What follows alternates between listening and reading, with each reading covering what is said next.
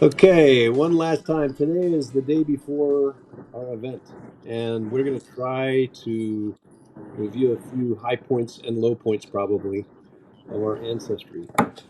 So we got all three siblings here, um, Craig, Brant, and Ellen. This first thing is a picture from Ancestry DNA. This shows you that we're pretty much from England, Wales, Scotland, and Ireland.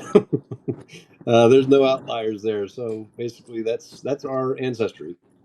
Um, and so we're going to go and pick a few people to pick on and see which of my siblings can identify these people. Oh dear. So it's kind of a game, I guess. I'm just coming up with this as we go.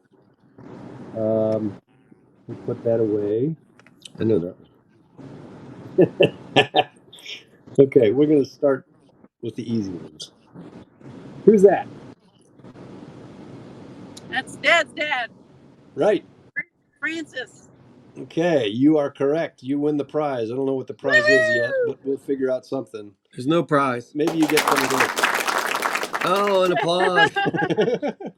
So on the tree, that's where Francis Williamson is, and that's Dad's dad. Dad talked about him as being a guy who wouldn't hurt a fly and had no bad bone in his body. He was a very nice guy, is the way he described it. An insurance salesman. That's right. Yep. But we didn't get a whole lot more information about him. I don't know a whole lot more about him. But then you go to his. Well, I'm not gonna tell you who these people are. Who's that? Good Lord. I don't know. I have no idea. That is Dad's grandfather. What? Where'd you get that picture from? See, Victor Purley Hoyt. Oh, Mom's side. No, wait. No, this is Dad's side. This is Dad's dad. Hmm. And this is the connection that you have to Newfoundland because Victor Purley Hoyt married Edith Husson, or Husson. Husson, who Craig met their offspring, their granddaughter, I guess, up in Maine a few years back. And they actually connected through us through Ancestry.com. So anyway, so that's that guy. I don't have a lot of information about him either. I think he didn't actually, he's got a uniform on, but he didn't actually stay in the army at all. He was actually in military school, I believe. Do you know how he ended up in Newfoundland? I have no idea. No, it'd be nice to know that. I wonder if we can figure that out. So, and then beyond that, this is the next guy we're going to look at. Anybody have any ideas? You might know because they're actually the name is on there. It's hard to read. Is that the baker? Joseph Hoyt. Oh, Joseph Hoyt. Ellen got it. So I read this guy, hold on, is, oh shoot, here we go. This technology is not doing me right. Okay, so if I pull down here and we look at the tree, then this is the dad of Victor Purley Hoyt. This is Joseph Morrell Hoyt. Wow. Now, his claim to fame, and this is the only thing I know about him, is that he, during the gold rush in the late 1870s, he and somebody else, I don't know if it was a family member or just a friend, he was single at the time, and he decided he was going to go participate in the gold rush. So rather than going over cross country, he took this route. Oh my took God. a ship that went around the Cape Horn.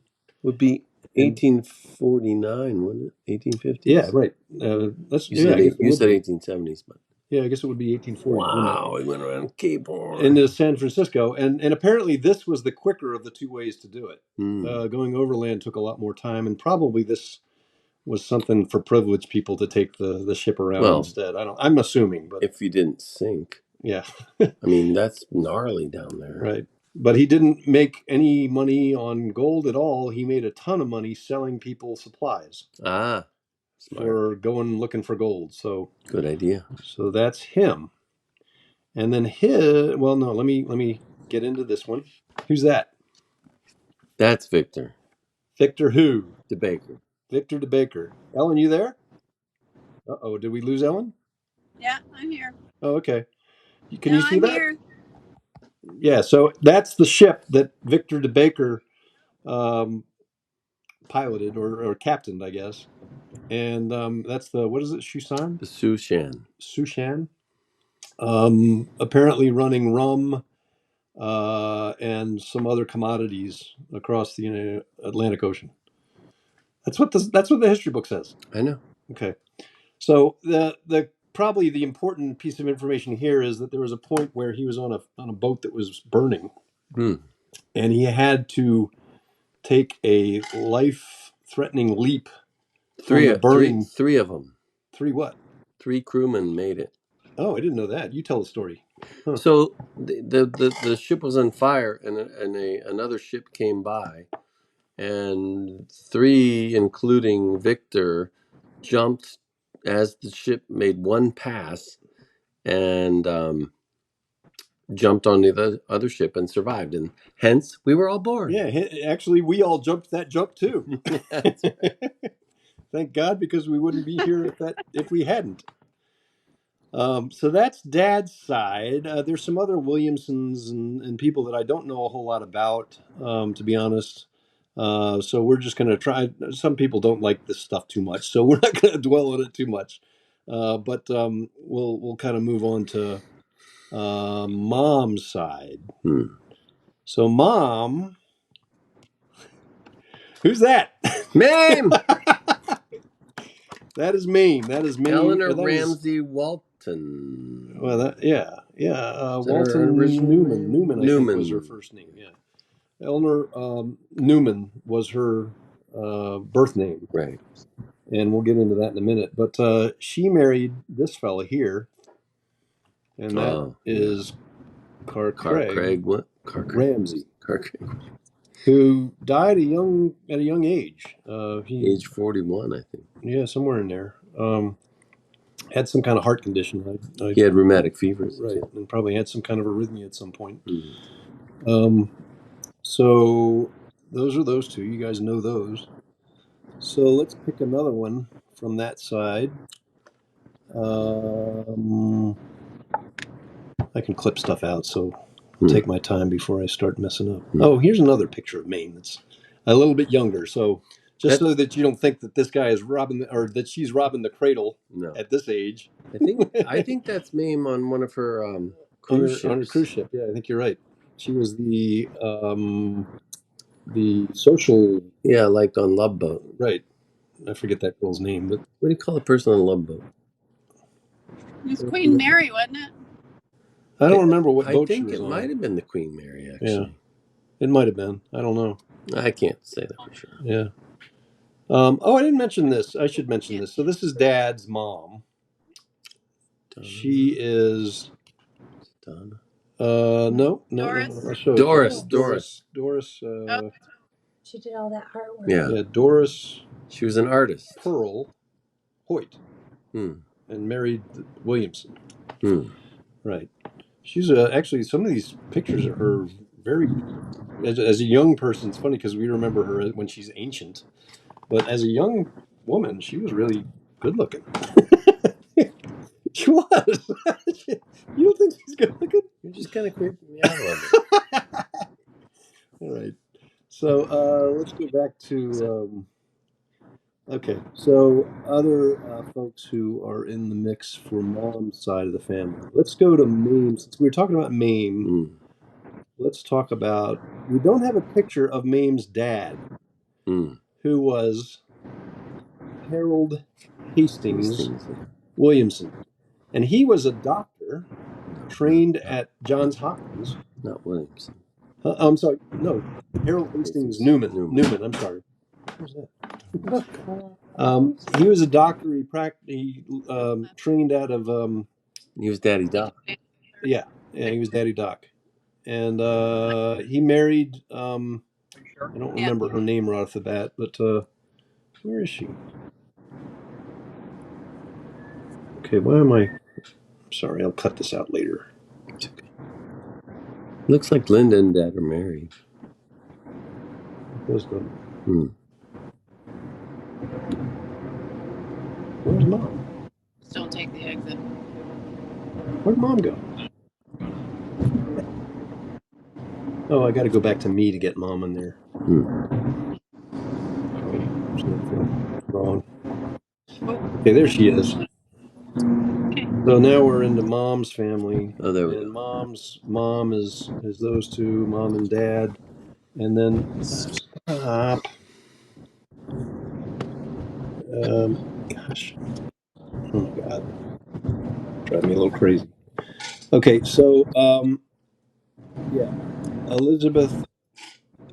Harold Hastings Newman. Yeah. I don't have a picture of him. I should have a picture of him somewhere. But that's Daddy Doc. That's Daddy Doc, and he was a doctor. He was born up in Woodstock, Virginia, near me, in the house that many of the Newmans grew up and lived in, which was part of a iron foundry right on the in the Shenandoah Valley. And he at some point moved from there down to North Carolina. What's the name of it? Salisbury, North Carolina, where he actually he was a baseball enthusiast and apparently was pretty good at baseball. So down in Salisbury, there's a college that has a stadium that's named after Harold Newman. Yeah, Really? I'll show you the article. But he was pretty good. He was pretty good at baseball. So he had his father. Actually, let me show you these folks. Who's that? You'll remember this name, I think. I don't know. I don't think that's his name on the bottom. I'm not sure what that is. I don't know who that is.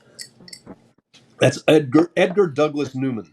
I don't know. So he's a judge. He lived in Woodstock, Virginia. It's in the Shenandoah Valley near Winchester. And he was a judge. He was a banker. He was he gave a lot of money to the private school that's in the area. So he's Mame's what? Mame's grandfather? Mame's grandfather, yeah. Yeah. But he is a very prominent guy in that area. And let me see what else we got here. So yeah, let me pull him up on.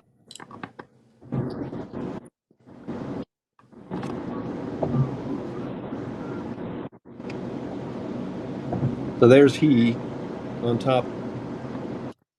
So Harold Hastings Newman, and then above that is Edgar Douglas Newman. Mary Ott Walton. That's where that Walton comes from. And then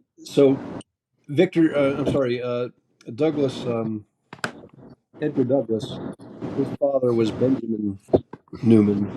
He was the one who kind of got the foundry up and going, and I believe in Woodstock. Woodstock, yeah. And the guy, the kind of figurehead of the family, was this fellow. And I think that looks like Maine. Yeah, I'm being totally honest. But wait, who is that? That's Walter Newman. That's Mame's. So I'll show you. That is Walter Newman. He had met with Pennybacker, Pennybacker was also somebody that was involved with the business. And they had Benjamin P. Newman as a child, and then Benjamin P. so this would be a great grandfather. Okay.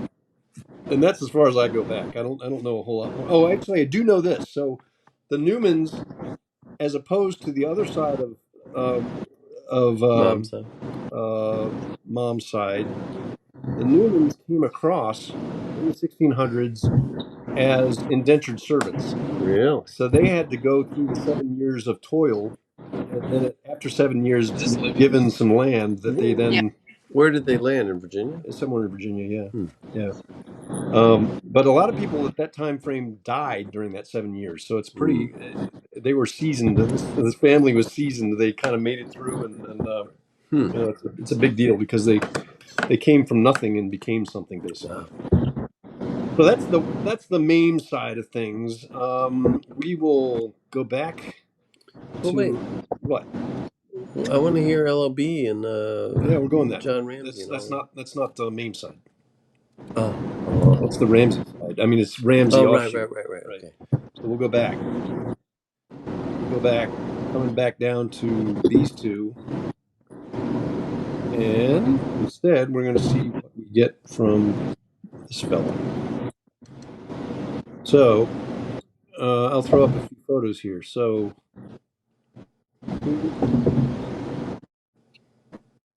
see. Oh, shoot. That's good. Oh, I know that guy. Shit. I know that guy. Which guy? Yeah. Well, no, we were just talking about it. So there's a number of people in this generation that were pretty notable. We'll talk about this guy first. Who's that? That's John. What's his name? Andrew Ramsey. Yeah, and artillery. I don't know his rank. What was his rank? There's people in the room who are visiting from that would know better, Raleigh, who much know this better much than better we than do. we do. But he fought. So he fought. Please, we apologize if we're yes, if we're mutilating this. But he was an artillery commander at Little Round Top, shooting at Joshua Chamberlain. Am I wrong? I don't think so. No, Little Round Top. Yeah. Maybe they know about that. I don't know. I know he was at Antietam, and he was the one who handed the spyglass. But was he not at Gettysburg also? He probably was. So maybe you're correct. I don't know. I think we'll have to get somebody from the crowd to point us in the right direction. I bet John Ramsey at this point in the presentation will stand up and correct us. Yeah. Because he has the spyglass. He's got the spyglass, right? And the cutlass, doesn't he? Well, let's talk about the spyglass for a minute, because it kind of relates to the next guy that I'm going to bring up. So Lee, a couple of days before Antietam battle occurred, he fell off his horse and fell onto his hands and really messed them up. So he wasn't able to use his hands very effectively. So he wanted to see what the troops were that were approaching from the south in the later part of the day at Antietam, because there was a large group of people that were approaching from the south, and he couldn't tell whether they were south or north. So he asked this young lieutenant, John Andrew Ramsey, to give him to let him use his spyglass. So through the spyglass, he's able to see that the troops are, in fact, although they were all dressed in Union clothes, he was able to see that they were, in fact, Confederate troops coming up from the south. And what they had done was they had come from Harpers Ferry, where they had captured Harpers Ferry. Yeah, they stole the clothes. Really? Because they didn't have any clothes. Oh my God! And but anyway, they're wearing Union uniforms, but they are actually. Well, how could he tell? I think they probably had flags that showed who they were. See. But so the person who was part of that crowd that's coming up from the south is this fellow here. And who's that? It's LOB. Yeah, Lawrence O'Brien Branch. So Lawrence O'Brien Branch. Political general. Correct. He's a political general. Just a minute. He had been active in Congress as a North Carolina representative. And actually, before the war started, he was offered the Treasury, the treasurer role by, what's his name? Breckinridge? No, not Breckinridge. Oh, I'm forgetting. The president who was losing control of things offered him the treasurer position. But he declined because he knew at that point that he was going to not be with the United States anymore. So this is where he stands in the whole lineup. So Lawrence O'Brien Branch, his kid, Josephine Branch, is the first of, I think, 5 Josephines that now follow that branch of his family, and one of those Josephines might be here tonight with us. Joe? Yeah. Oh, Joe Adamson. Joe Adamson. And actually Joe. Go Joe! Joe has another kid whose name is Joe too. So wow, that's crazy. how we're connected through. That's LOB how we're like cousins with Joe, like several times removed, but still Joe. Right. So Josephine Branch married Carr Craig. And Carr Craig, I don't know the history about that. I think, again, there's people that say this a lot better than I, but he was, I think, also politically inclined, and I don't know a whole lot more. Where is Burton Craig in this? Burton Craig is the father of Carr Craig. He's right here. Okay. And we have a picture of Burton Craig, too. He looks Irish to me, but he's not Irish. He's Scottish. But do we want to talk about the king today? Probably No. not. I think we should probably leave that stuff out. Might get upset. Yeah, so you don't know who's what. But okay. And, what else? So this guy. Who is that? This is the uncle. Uncle of LOB. Because LOB's father died when he was very young. I think he was 7 or something when he died. So his uncle took over guardianship of LOB. And LOB was brought up, mostly he was in D.C. at a school where he went to school as a child with Salmon. What's his name? Salmon P. Chase? Yes, Salmon Chase. They were in school together, Secretary of State. So this guy, his name is John. I've never seen this guy's picture. Let me see if I can find it. So his dad is Joseph, and I think this is John Branch. And John Branch was the Secretary of the Navy in the early 1800s. Oh my gosh. And it just so happens that the guy who started my fraternity was hung on a ship during the time, I believe, when he was the Secretary of the Navy. Damn. For mutiny. Well, he probably deserved it. Yeah, I'm sure he did. So, wow. So the Branch family goes back to 1600s, and he, unlike Newman, came across as a gentleman. He already had made his way and came across with his wife, and he brought a couple, I think 2 servants with him. And the way that works back then is if you brought more people with you, you were given more land once you got here. So he got when would that be? 1630, I think it was. Somewhere early. Yeah, it wasn't Jamestown, but I mean it was around the Jamestown area, but it wasn't that first wave, 1617, whatever. But or 1609, I forget. But so he was given a large plot of land called Kingsland that's just down stream from Richmond. And cool thing is that you can still go and walk on this property. Really? Because it's owned by the electric company. Did you go there? Yeah. Wow. Yeah. So anyway, that's as much as we know about. Actually, you can go further back with him. I mean, the guy, we know something about his history back in Europe, ancestry before him, but I don't know a whole lot about him. I've never seen him before. And I think that's it. Can you tell your story? Because you've studied a little bit about LOB. Can you tell the story about what happened to LOB at Antietam? You mean that he got killed? Yeah. So they came from Harpers Ferry, Stonewall Jackson's. So this guy was brigade, under. Right? No, he was under A.P. Hill. A.P. Hill. A.P. Hill had 5 brigadier generals beneath him, and LOB Branch was one of them. And LOB, I don't want to offend anybody here, but when he got into this mess, he was a political guy. He, as I said, was a member of Congress, United States Congress, as a representative from North Carolina. He had also run a railroad in the years before the war. So I think he was fairly wealthy too. He was a slave owner, and he almost got into a duel before the war broke out with I don't know who it was, but there was he was offended by somebody who said something, and a gauntlet was thrown down and all this stuff. So I'm glad we don't do that anymore. Me too. But I think I don't think it ever really got close to the point where pistols were drawn.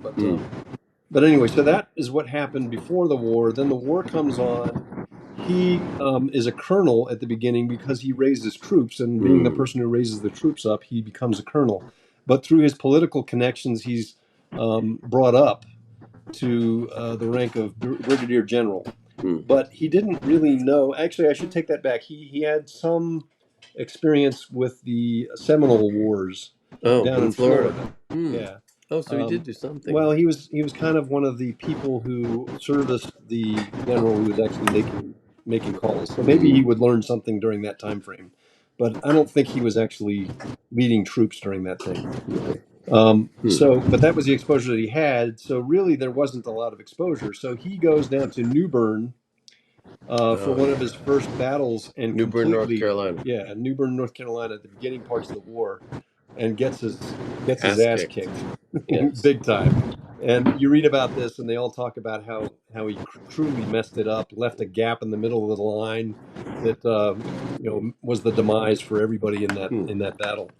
And then after that happens, he gets relegated after a bit of time to be a brigadier general that's underneath A.P. Hill. Now, A.P. Hill was a kick-ass general. He was, just a guy that a lot of people respected, and he could really whip people into shape and get them moving, and a lot of I guess Bender type characteristics. But so during the time that followed, LOD retreated. And there were certain battles, the Battle of Cedar Mountain, which is out toward where I am. It's in Virginia, near Culpeper. And his troops were really the ones who saved that whole battle from becoming a complete rout. This is 1863. That would be 63-ish. Oh, no. 62. 62. No. 63 was Gettysburg. This is 62. Oh, right. He's dead by 63. Okay. Yeah. So he did actually his troops did a lot of maneuvering to where they got back to the Second Manassas, which is where I live. And so you can actually see on the battlefield where his troops were located. How many men would he have commanded at this point? I don't know. People in the military would know this better. A division? Maybe a couple thousand, maybe. I'm guessing. But so anyway, so after Manassas, Second Manassas, the South came out of that in a good way.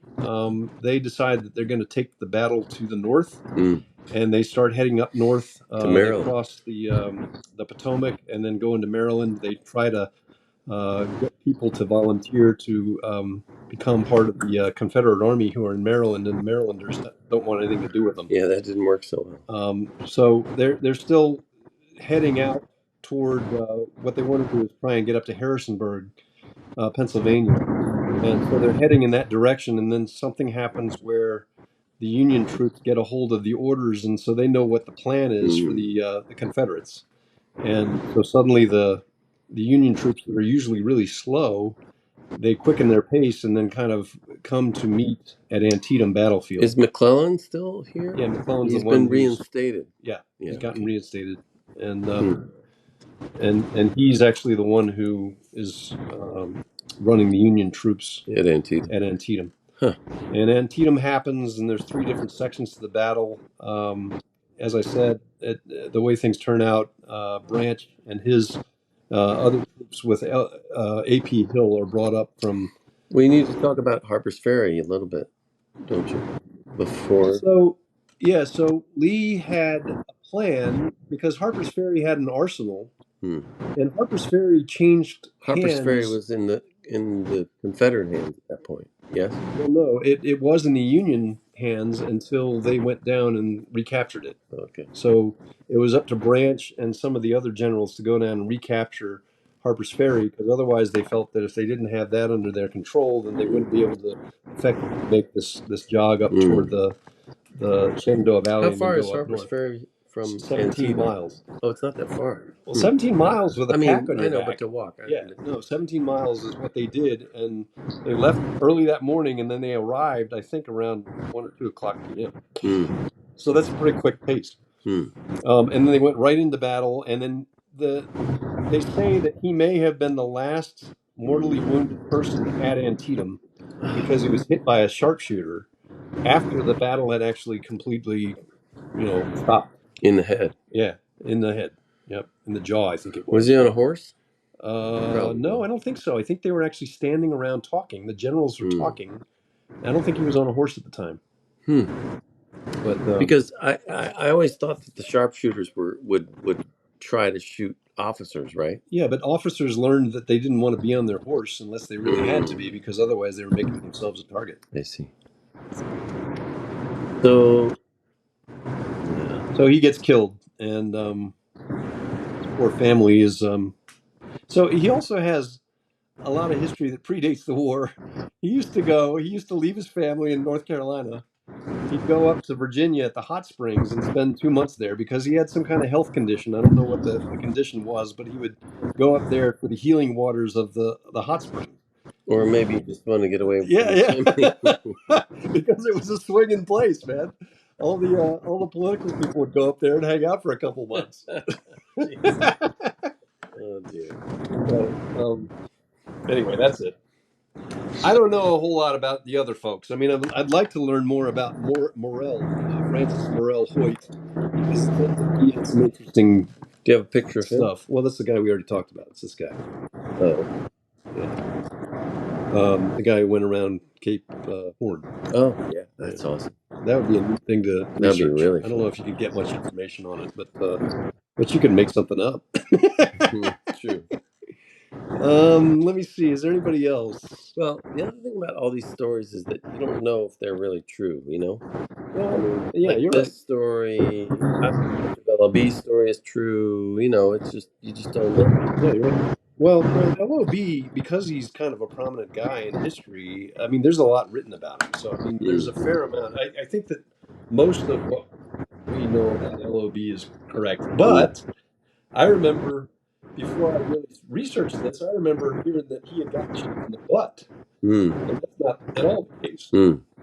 And John A. Ramsey, I know John is Andrew Ramsey is in the audience, and he probably knows more than both of us. I don't know if he knows. I don't know. I guess we'll ask him. But I don't think he knows a whole lot about Branch. I think he knows mostly about these Ramsey. He knows a lot about Ramses. Yeah. I mean, he can tell you about the Ramses in the old days. You still there, Ellen? Yeah, I'm here. It's just kind of hard. I'm just trying to listen. Okay. I don't think there's a whole lot else to say. I'm going to probably try and cut some of this stuff out and make it maybe 20 minutes long or something, maybe even less.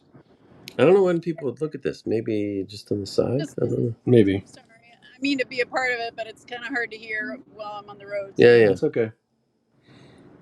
All right. Let's see. Is there anybody else we got to cover? No, I think it's everybody.